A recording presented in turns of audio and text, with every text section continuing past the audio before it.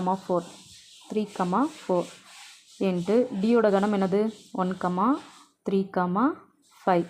இப்போ ரெண்டு என்ன பண்ணோம் கிராஸ் மல்டிபிள், அதாவது பாயிண்டில் கொண்டு வரணும்.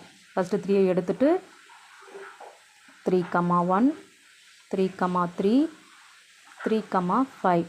அடுத்து 4 எடுத்துட்டு 4, 1 4, 3 4, 5.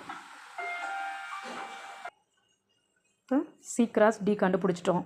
அடுத்து என்ன பண்ணணும், a cross b intersection c cross d. இன்டர்ஜெக்ஷனாக ஃபஸ்ட் இது ரெண்டுத்து கண்டுபிடிச்ச ஆன்சரில், இன்டர்ஜெக்ஷனாக இது ரெண்டுத்து கண்டுபிடிச்ச ஆன்சர்லையும் பொதுவாக இருக்கிறத எழுதணும். அது ரெண்டுத்துலையும் எது பொதுவாக இருக்குது பாருங்கள். ஏ கிராஸ் பிலையும் சி கிராஸ் டிலையும் எது பொதுவாக இருக்குது? 1ல் எதுவும் ஸ்டார்ட் ஆகலை, இல்லை 2ல் எதுவும் ஸ்டார்ட் ஆகலை. அடுத்து 3ல் எது இருக்குது? 3.3 இருக்குது. 3, 3, 5. இது ரெண்டு மட்டும்தான் இது ரெண்டுத்துலேயும் பொதுவாக இருக்குது. அப்போ இது என்னென்னு எடுத்துக்கணும், ஈக்குவேஷன் 2. இப்போது என்ன ப்ரூவ் பண்ணியிருக்கோம், ஆர்ஹெச்எஸ் ஈக்குவேஷன் 1ம் 2ம் சேமாக இருக்குங்களா?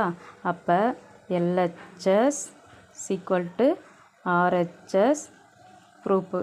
அதாவது ஈக்குவேஷன் 1 மற்றும் 2லிருந்து கொடுக்க கணக்கு வந்து என்ன பண்ணுது, சரிபார்க்கப்பட்டது. நீங்கள் LHS equal to RHS hence the proof எழுதியிருக்கலாம்.